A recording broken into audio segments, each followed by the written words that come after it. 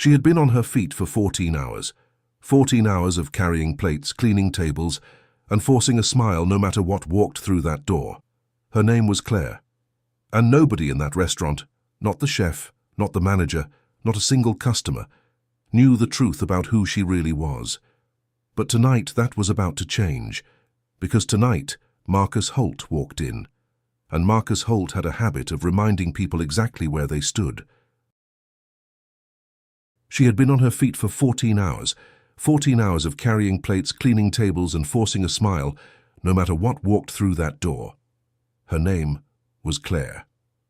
And nobody in that restaurant, not the chef, not the manager, not a single customer, knew the truth about who she really was. But tonight that was about to change, because tonight Marcus Holt walked in. And Marcus Holt had a habit of reminding people exactly where they stood. What he didn't know, and what nobody in that room knew, was that Claire was holding something in her apron pocket, a single envelope, with his name on it. And when she finally placed it on his table, not even God could have prepared him for what came next. If you love stories like this, subscribe right now, don't miss the ending. Claire Matthews was 34 years old, and she had learned one thing that most people never do, that pride is a luxury, and right now she couldn't afford it. 3 years ago, she was a junior executive at a financial consulting firm. She had an office with a view, a salary that made her friends jealous, and a plan. Then her mother got sick. Right now, paying was everything. The bills came first. Then the savings disappeared. Then the job, and because her boss didn't believe in personal problems affecting professional performance. So Claire did what she had to do. She put on an apron. La Maison, the most exclusive restaurant in the city, wasn't her first choice, it wasn't even her second, but it paid. Anne. The staff there had a word for the kind of customer who came in every Thursday night. They called them the untouchables.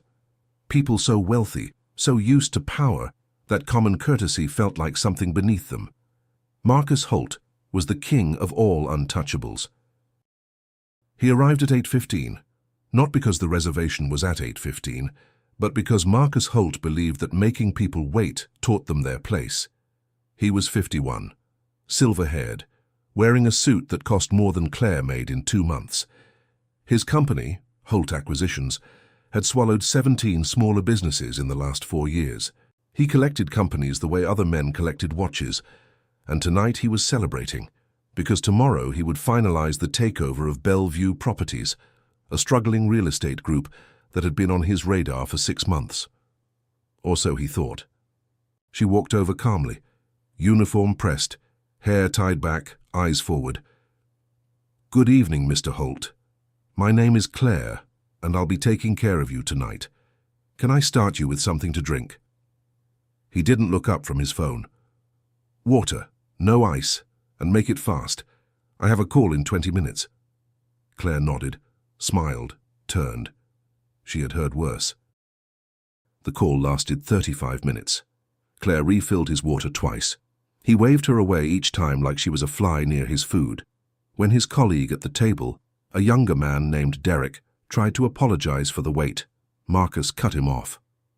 "Don't apologize to the help, Derek, it confuses them." The table nearby went quiet.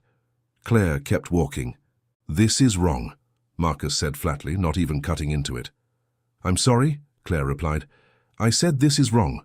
I ordered medium rare, not rare. Do you even know the difference? Or is that too complicated?" The entire section heard it. A woman at table 6 put her fork down. Claire looked at the ticket. Medium rare. That was exactly what she had written, exactly what the kitchen had prepared. But she didn't argue. "I'll have it fixed immediately, Mr. Holt. I'm sorry for the inconvenience." As she turned to leave, she heard him say to Derek, just loud enough, "This is why you never eat somewhere that hires desperate people." The chef, Miguel, touched her shoulder. "You okay?" She nodded. 5 more hours, she told herself. But the night was far from over. "Comment right now. Just the word waitress, if you already see where this is going. Let's see who figured it out." At 10:47 p.m., Marcus Holt called for the check. Claire brought it over on a small silver tray. Next to the leather bill folder, there was a white envelope. Marcus looked at it. "What is this?" "It was left for you at the front desk," Claire said. "They asked me to deliver it personally." He picked it up, turned it over. His name was on it. In a handwriting he recognized immediately. His lawyer's. The color left his face in stages. First his cheeks, then his jaw loosened, then his eyes. Those cold, dismissive eyes went very, very still. Derek leaned over. "Marcus? What is it?" No answer. The letter was 3 pages long, but it was the first paragraph that did it.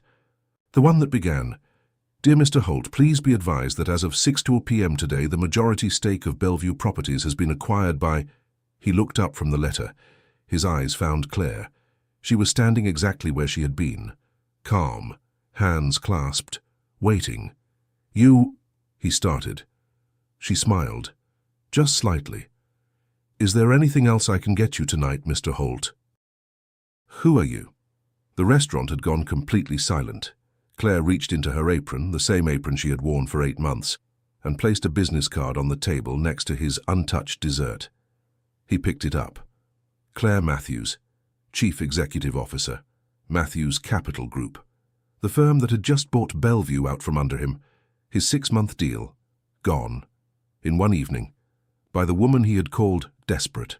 "Matthews Capital," Derek whispered. "That's a $3 billion firm." Marcus said nothing. "I've been working here for 8 months, Claire said quietly. "My mother was treated at St. Michael's Hospital, the one your company tried to buy and shut down last year to build luxury apartments. I watched what that did to the people who needed that hospital. So I decided to understand your world from the inside." She paused. "Turns out it wasn't that different from mine.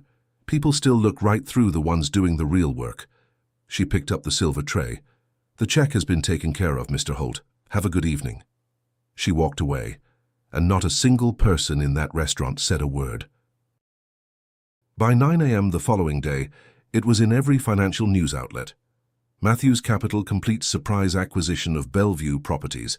The story was everywhere. But the detail that went viral, the one that spread across social media in hours, was the photo. Someone at La Maison had taken a photo of Marcus Holt's face the moment he read the letter.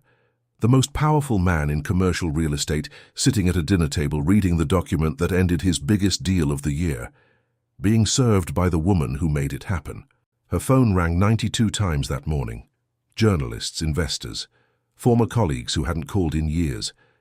She answered the one that mattered, her mother, calling from the rehabilitation center. "I saw the news, sweetheart. Are you okay?"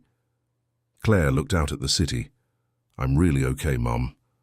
And for the first time in 3 years, she meant it completely. Marcus Holt issued a statement 2 days later. It was brief, professional. It said nothing of substance. But his assistant later told a journalist something off the record, that after that night, he stopped sitting in restaurants without looking at the staff. That something had shifted.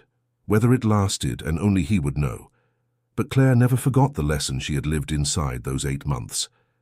That power doesn't always look like what we think it does. That sometimes it's quiet, sometimes it wears an apron, and sometimes it waits. If this story moved you, share it with one person, just one. Someone who needs to hear that their moment is coming. Subscribe, because next week's story is even bigger. I'll see you there.